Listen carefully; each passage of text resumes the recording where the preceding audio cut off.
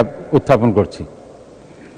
মাননীয় স্পিকার, আমাদের মাননীয় প্রধানমন্ত্রী জননেত্রী শেখ হাসিনা প্রত্যেকটি পর্যায়ে কৃচ্ছ্রতা সাধনের জন্য বারবার জোর দিয়েছেন। এ কারণেই মিতব্যয়িত হবে আগামী বাজেট আমাদের ইমপ্লিমেন্টেশনের একটা অন্যতম উপাদান বলে আমি মনে করি।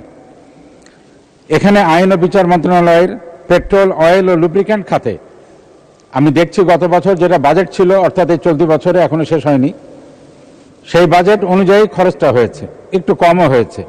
কিন্তু আগামী বছরে এই খাতে 38% বাজেট বৃদ্ধি চাওয়া হয়েছে।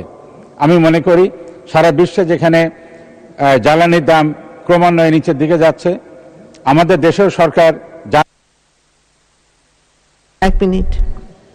দেশেও সরকার গত মার্চ মাসে জ্বালানির দাম এক দফা কমিয়েছেন। সেই প্রেক্ষিতে 38% জ্বালানির দাম মন্ত্রণালয়ের কার্যক্রমের জন্য বৃদ্ধি করা হয়তো প্রয়োজন হবে না।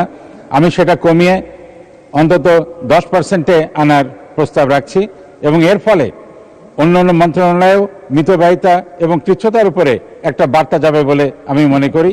আমি আশা করি মাননীয় আইনমন্ত্রী এবং মাননীয় অর্থমন্ত্রী মহোদয় আমার এই ছাঁটাই প্রস্তাব বিনীতভাবে গ্রহণ করবেন। ধন্যবাদ মাননীয় স্পিকার। ধন্যবাদ মাননীয় সদস্য।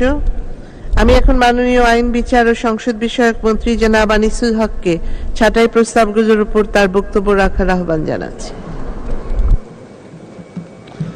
ধন্যবাদ মাননীয় স্পিকার।